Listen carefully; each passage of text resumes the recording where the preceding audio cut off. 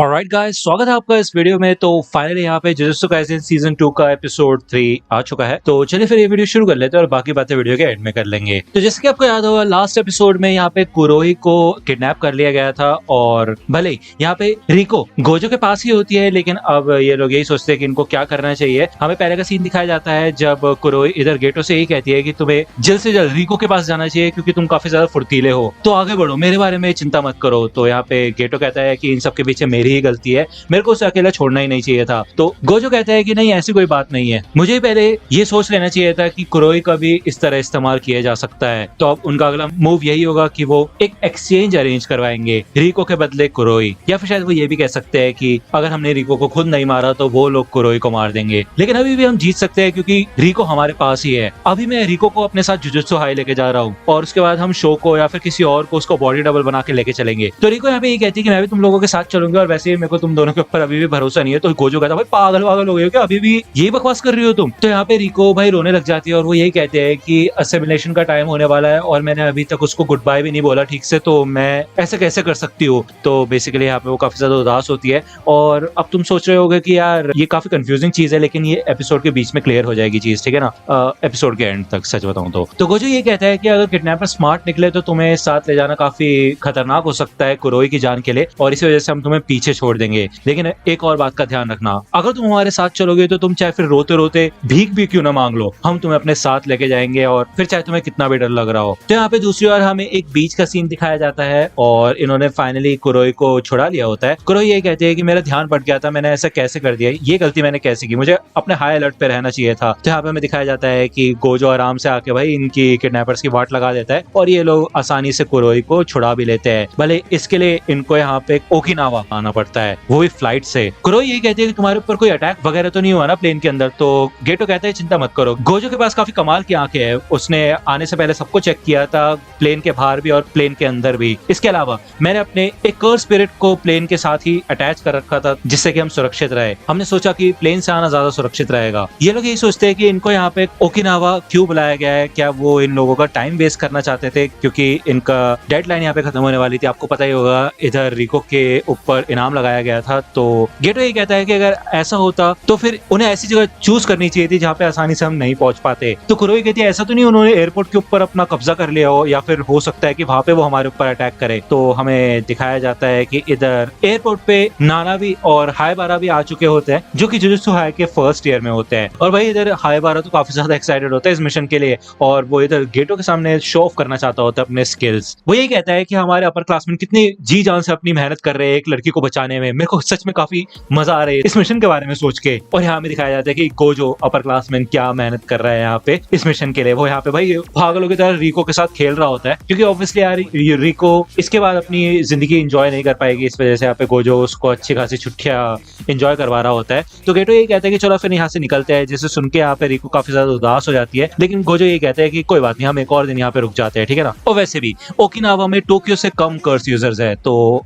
हमारे ऊपर इतनी मुसीबतें भी नहीं आएंगी। गेटो ये कहता है कि हे गोजो, तुमने अभी तक कल से अपनी टेक्निक को रिलीज नहीं किया है, क्यों है ना, तुम सोए भी नहीं और ऐसा लगता है कि आज रात में भी तुम नहीं सोओगे। तो गोजो कहता है चिंता करने वाली कोई बात नहीं है। तो बेसिकली मेरे ख्याल से रिको को प्रोटेक्ट करके रखने के लिए यहाँ पे गोजो ने अपनी एक टेक्निक को अनेबल कर रखा है 2 दिन से, जिस वजह से वो काफी ज्यादा थक भी रहा होगा। मेरे ख्याल से उसकी एनर्जी धीरे धीरे करके ड्रेन हो रही होगी। तो गोजो जाने से पहले ये कहता है चिंता वाली कोई बात नहीं है गेटो, तुम तो साथ हो ही, क्यों है ना। दूसरा हायराबा यहाँ पे नानाबी को बताता है कि हे उन लोगों ने शायद एक और दिन के लिए प्लान अपना एक्सटेंड कर दिया है। तो इसे सुनकर भाई नानाबी को काफी ज्यादा गुस्सा आता है और ये लोग अपना काफी एडवेंचर वगैरह करते हैं, जिसके बाद ये कुरोशियो सी में जाते हैं जहाँ पे काफी सारी फिशेस वगैरह होती है और उसको देखने के लिए यहाँ पे रिको आई होती है। फाइनली ये लोग माउंट मुशिरो के टोक्यो जुजुत्सु हाई में आ चुके होते हैं और ये इनके मिशन का तीसरा दिन होता है। अब ये जुजुत्सु हाई के बैरक के अंदर आ चुके होते हैं तो ये काफी सुरक्षित होते हैं, तो ये लोग चैन की सांस ले पाते हैं। गोजो ये कहता है कि अब मैं फिर से किसी बच्चे को नहीं संभालना चाहता यहाँ पे। तभी यहाँ पे पीछे से भाई एक ब्लेड आती है और गोजो के सीने में भाई अटैक हो जाता है यहाँ पे। अब एक चीज तुम्हें बता दो यार, ये कोई नॉर्मल एनिमे नहीं है। हम गोजो के बारे में एक चीज जानते हैं कि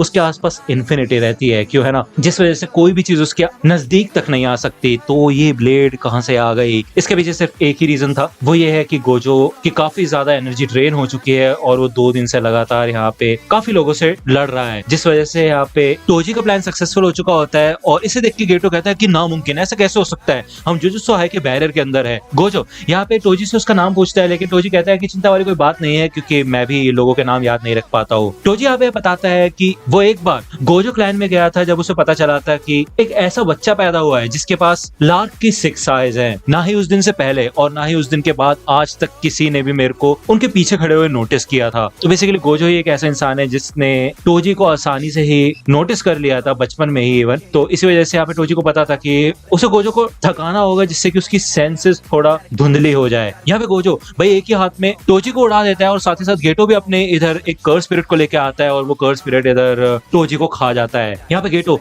गोजो के पास बढ़ता है, लेकिन गोजो ये कहता है कि मैं ठीक हूँ, मैं अपनी टेक्निक को पूरी तरह से तो अप्लाई नहीं कर पाया हूँ, लेकिन मुझे कोई अंदरूनी चोट नहीं लगी है। फिर मैंने अपनी कर्स एनर्जी का इस्तेमाल किया, जिस वजह से वो अपनी ब्लेड भी बाहर ना निकाल पाए। ये बिल्कुल ऐसा था जैसे स्वेटर बुनते हैं। चिंता वाली कोई बात नहीं है, तुम रिको को बचाओ, मैं इस बंदे से निपटता हूँ। तो गेटो यहाँ पे ये कहता है कि तुम अपना ख्याल रखना, और वो इन दोनों को यहाँ से लेके जाता है। इधर टोजी इस पूरे के पूरे कर्स को काट के रख देता है, और हमें दिखाया जाता है कि उसके गले में एक कर्स स्पिरिट होता है। गोजो नोटिस करता है कि ये वो तलवार नहीं है जिससे टोजी ने उसके ऊपर पहले हमला किया था, और ये स्पिरिट कहाँ से आया। कितनी अजीब अजीब चीज है इस बंदे के बारे में। टोजी ये कहता है कि मुझे तो लगा था कि उस पिछले वाले अटैक से तुम्हारी बैंड बच जाएगी, लेकिन तुम तो अभी भी यहीं पे खड़े हो। तो गोजो कहता है बेवकूफ, आमनाई के ऊपर लगा हुआ है नाम अब हट चुका है, तुम्हें पता नहीं है। तो टोजी कहता है क्योंकि मैंने ही उसको हटाया है बेवकूफ। तुम जैसे लोगों का सामना करने से पहले ओपनिंग बनानी पड़ती है, उतार चढ़ाव करने पड़ते हैं। मुझे तो स्टार रिलीजियस वाले लोगों पे हंसी आ रही है भाई, वो ओकिनावा चले गए, बताओ हद होगी उनकी। मैंने ही रिको के ऊपर लगे इनाम के लिए एक टाइम सेट किया था, जिससे कि तुम अंत तक अपनी टेक्निक को रिलीज ना करो। गोजो यहाँ पे टोजी के ऊपर अटैक करने की कोशिश करता है, लेकिन टोजी उसको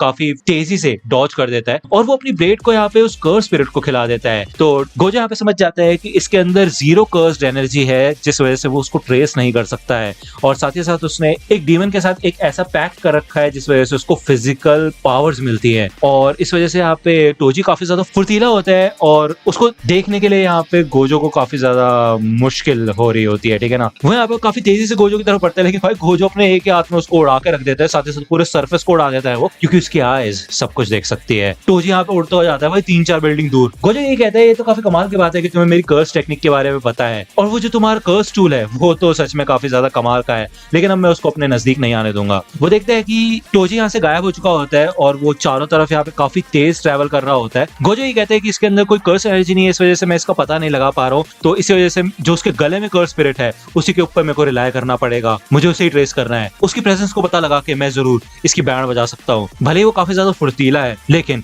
यहाँ पे गोजो अपने कर्स एम्पलीफिकेशन टेक्निक का इस्तेमाल करता है मैक्सिमम आउटपुट से।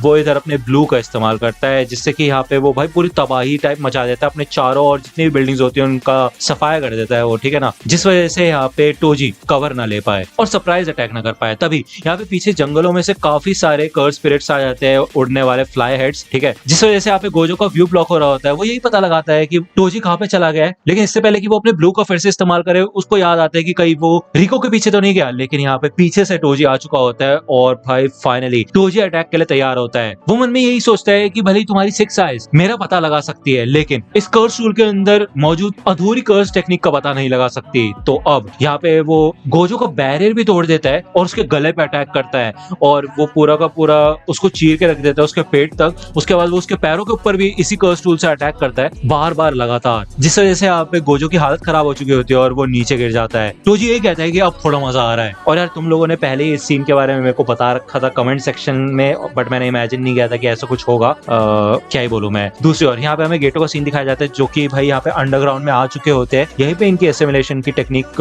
होने वाली है टेंगेन समा के साथ। ऑलराइट, कुरोई इससे आगे नहीं आ पाती, और वो रिको से बिछड़ने से पहले यार उसको अलविदा कहती है, और इससे पहले कि वो कुछ कहे रिको उसे आके हक कर लेती है और उसे आई लव यू वगैरह कहती है। ये दोनों काफी ज्यादा निराश होती है एक दूसरे को, बिछड़ने से ये एक दूसरे को काफी ज्यादा प्यार करती होती है, ठीक है ना। लेकिन रिको को आगे जाना होगा, तो रिको इधर गेटो के साथ अंदर आती है, और ये टॉम ऑफ द स्टार के मेन हॉल में आ चुके होते हैं। गेटो बताता है कि यहीं से सारे बैरियर्स की शुरुआत होती है। एक बार तुम सीढ़ियों के नीचे चली जाओगी और उस गेट से आगे बढ़ के तुम उस बड़े से पेड़ के तने के बीचों बीच जाओगी, तो टेंगन तुम्हारी रक्षा करेंगे। जिन लोगों को इनवाइट किया जाता है सिर्फ और सिर्फ वो ही अंदर जा सकते हैं, और जब तक एसिमुलेशन पूरा नहीं हो जाता तब तक तुम सुरक्षित रहोगी, अगर तुम चाहो तो, या फिर तुम वापस मुड़ सकती हो और घर पे जा सकती हो। जब हमारे टीचर ने हमें इस मिशन के बारे में बताया था, तो उन्होंने एसिमुलेशन को मिटा देने वाली टेक्निक बोला था। इसका मतलब ये है कि तुम सब कुछ भूल जाओगे, और ये एक तरीके से काफी बड़ा श्राप है किसी इंसान के ऊपर। तुमसे मिलने से पहले मैंने और गोजो ने भी इसके बारे में बात की थी कि अगर तुमने इस चीज को एग्री नहीं किया तो एसिमिलेशन नहीं हो पाएगा, वो तुम्हारी चॉइस है। हाँ, वो एक तरीके से ये होगा कि हम टेंजन समाज से लड़ रहे हैं, लेकिन फिर भी गोजो को ये यकीन था कि ये एसिमिलेशन पूरा होगा। तो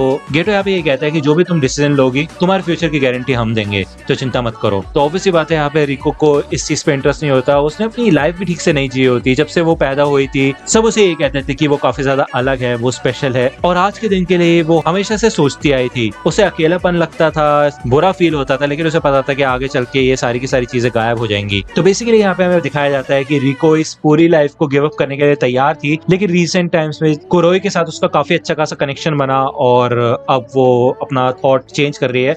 वो अपनी जिंदगी थोड़ा और जीना चाहती है, अपने आसपास के लोगों के साथ थोड़ा और एंजॉय करना चाहती है, उनसे बातें करना चाहती है। तो गेटो समझ जाता है और वो कहते हैं चलो फिर ठीक है, तुम्हें घर लेके चलते हैं। लेकिन इससे पहले कि यहाँ पे वो गेटो का हाथ पकड़ पाए, भाई उसके सर में गोली मार दी जाती है यार। गेटो यहाँ पे साइड में देखता है कि टोजी इधर आ जाता है और वो यही कहता है कि चलो फिर काम खत्म हो गया। गेटो कहता है कि तुम यहाँ पे क्या कर रहे हो? तो टोजी कहता है कि क्या, क्यों? ओ हाँ, मैं यहाँ पे इसलिए क्योंकि मैंने गोजो को मार डाला है। तो भाई इसको सुनते साथ ही यहाँ पे गेटो अपने सबसे खतरनाक कर्स स्पिरिट्स को बाहर निकालता है और वो यही कहता है कि अच्छा ऐसा है क्या, तुम मारो। और ये एपिसोड यहीं पे खत्म हो जाता है। और भाई ये एपिसोड तो पूरी तरह से रोलर कोस्टर था, सच में भाई मजा आ गया। इतने गूज़बम्प्स और इतने ज्यादा क्या बताऊं मैं, नेक्स्ट एपिसोड का वेट नहीं हो पाएगा मेरे से यार। काफी खतरनाक पॉइंट पे यहाँ पे ये एपिसोड खत्म हुआ है। और ऑब्वियसली बात है ये पहले का सीन है, ठीक है, ये स्टोरी पूरी पहले की है। तो अभी वाली सीरीज में गोजो जिंदा है, तो ये तो हमें पता ही है कि भाई गोजो मरा तो नहीं है, लेकिन यार उसकी सच बताऊं तो वाट तो लगी है यार। काफी बुरा